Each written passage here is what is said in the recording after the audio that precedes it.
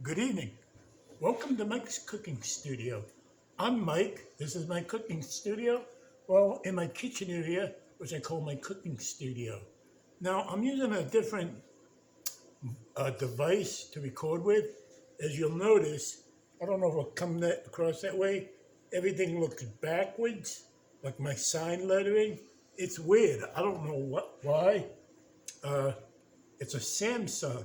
It's a phone, but it's not activated as a phone. I use it like a tablet. So just bear with me on this tonight. It's Friday, it's February 10th, 2023. It is beautiful outside. It's been beautiful all day. In the 50s, it's down to 48, clear. It's supposed to be like that for the next few days. It's 6:26 p.m. Eastern Time here on Cape Cod, Falmouth, Mass, on the East Coast.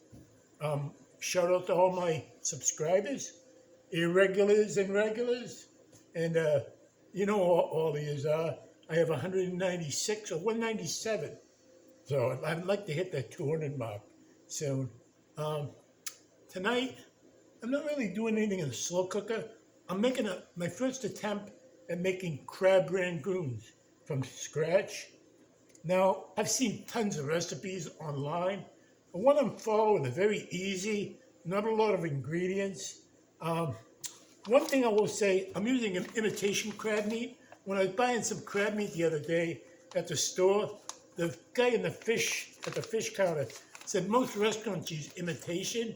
I mean, I was going to buy either canned crab or it's too expensive. And he says most Chinese restaurants use imitation, crab meat. So I bought a 16-ounce pack. It's pretty good. It tastes pretty good. I mean, it looks like crab. I can't take any out of the package, but it's got like a pink and white. Let me see. I'll show you what it looks like. A little hunk of it. And I only needed like a half a cup, good size half a cup, all chopped up, not big chunks. It's pretty good. I use my pull chopper. It's flake style, imitation crab meat. The brand is Waterfront Bistro, fully cooked, ready to eat. It's a blend of Alaska pollock, a Pacific whiting with crab meat, some crab meat added. So anyways, I have wonton wrappers, and it's funny, all the recipes I was looking up on the back of the pack of wonton wrappers is a recipe for crab rangoons.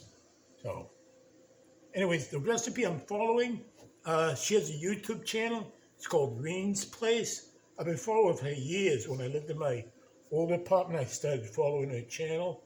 I kept in touch with her on Facebook too. She has a Facebook page, and it's got a nice looking kitchen. It's like a red theme. I recognize a lot of the gadgets and where they're from.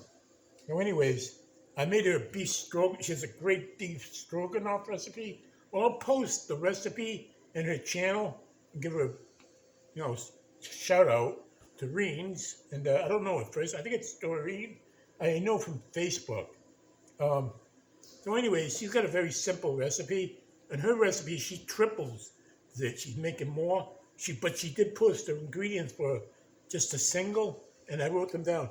There's 8 out in this bowl. I mixed it up earlier, and I let it chill in the fridge for a little bit.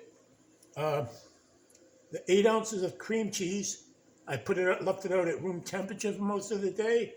A half a cup of real or imitation crab meat. 2 or 3 green onions chopped up finely. A half a teaspoon of sugar, 1/4 teaspoon of salt or to taste. I did put a little pepper in. That's it. Very simple. I've seen other ones with like 10, 15 different ingredients in it. So anyways, I got these wonton wrappers. They were like, I don't know how many, but there was a big stack of them. I've got them over here on a plate, covered with like a damp towel. a paper towel. It says to keep them covered that way so they don't dry out. Now what I'm going to do is, well, let's come down off of me. So shout out to all my regulars, like I said, subscribers. And here we go. Bear with me with this new recording device. So I was gonna use this little scoop. I think it's about a tablespoon. I'm gonna put some. Well, first of all, I'm gonna dampen the edges with water. I got a little bowl of water here with my finger. I'm just gonna go around the edges.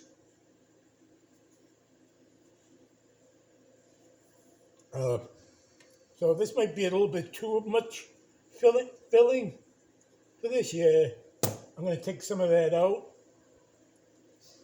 She only uses like a teaspoon full or so. So what I'm going to do is I'm going to take this up in my hand. This is probably the most time consuming. I'm going to bring bring these two corners in like that, then that one in like that, and that one in that way.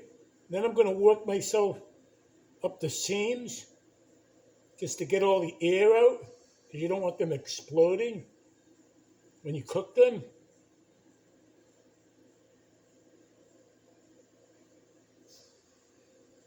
So they look pretty much like that. I'm not sure what shape that is. The bottom's flat. I'm going to set them on this plate. Because after I get them all filled, I don't know how many I'll make here. I'm going to put them in the refrigerator for about 15 or 20 minutes and let them chill up. They'll be better off. I'm going to be cooking it in my deep skillet here in canola oil. It's not completely full, maybe about a quarter of a way or so.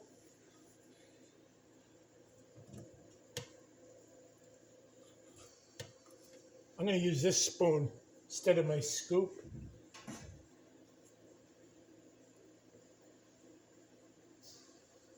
You can always lick your fingers if nobody else is having any.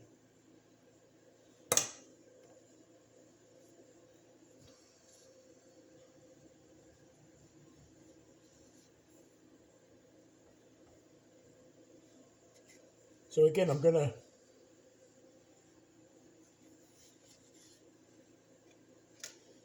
one corner into the other corner.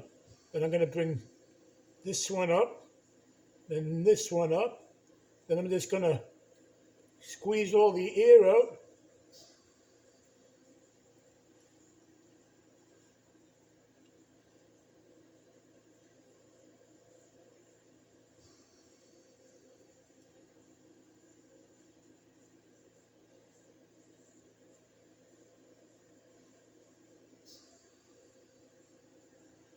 Here's the second one.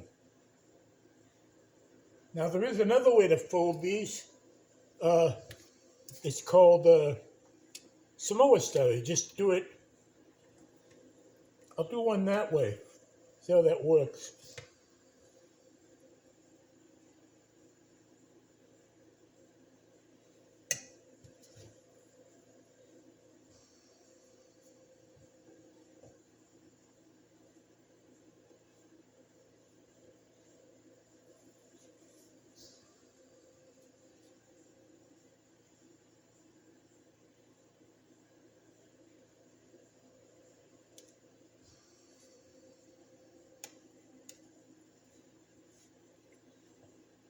Well, the Samoa is just pretty much a triangle.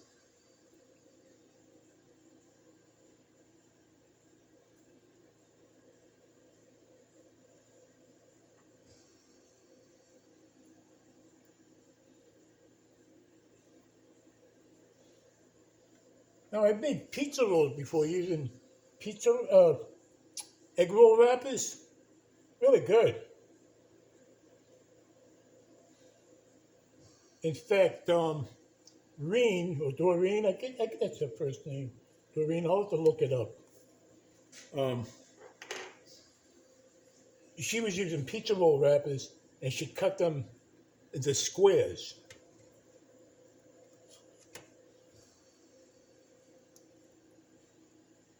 I haven't had crab rangoons in a long time. I don't really order out Chinese food anymore. I don't eat a lot of Chinese food anyways, and I don't go out for it. I get headaches from the MSG. Now there's a restaurant in town that pretty much advertises that they don't use MSG.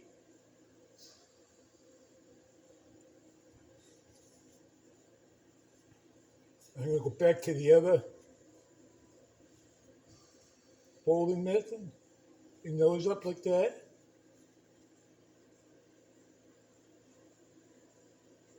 I want to pick it up in my hand.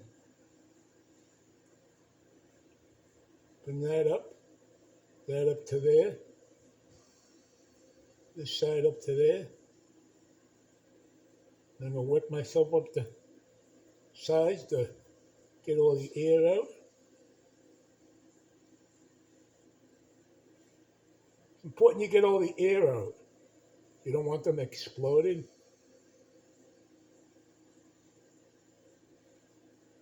That's why I'm going to put them in the fridge for about 15-20 minutes.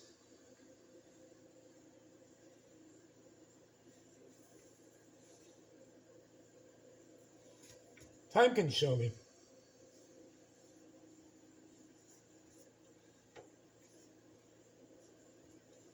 I'll do a couple more, then I'll come back and I'll show you the rest of this. When we get to cooking.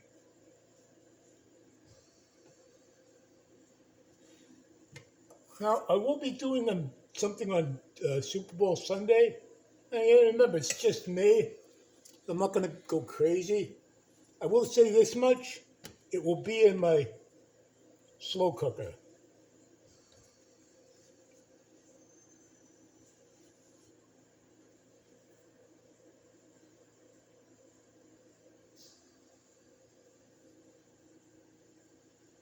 That's better.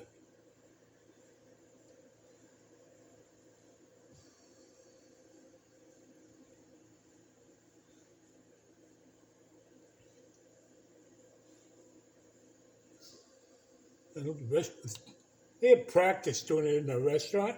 You know, I don't even know if they really make them in a restaurant. You know, doing it this way, they probably come in frozen.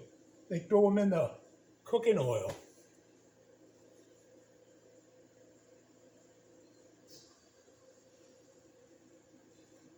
I'm gonna get 2 here. Don't want to do that.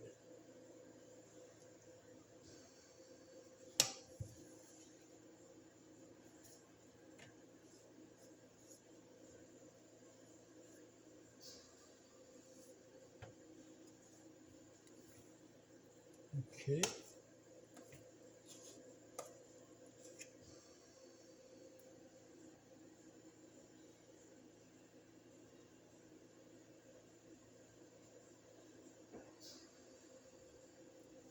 It's a teaspoon full.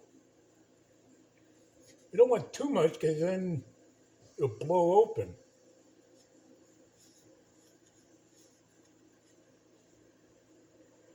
Again, bring those up, bring that up, bring that up. Bring this side up. Then work up the sides. Squeeze out all the air.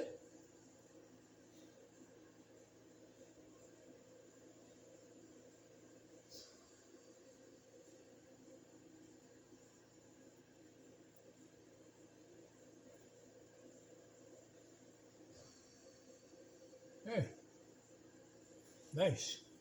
So I'll be back. I'll be back as soon as I fill all these. I've got my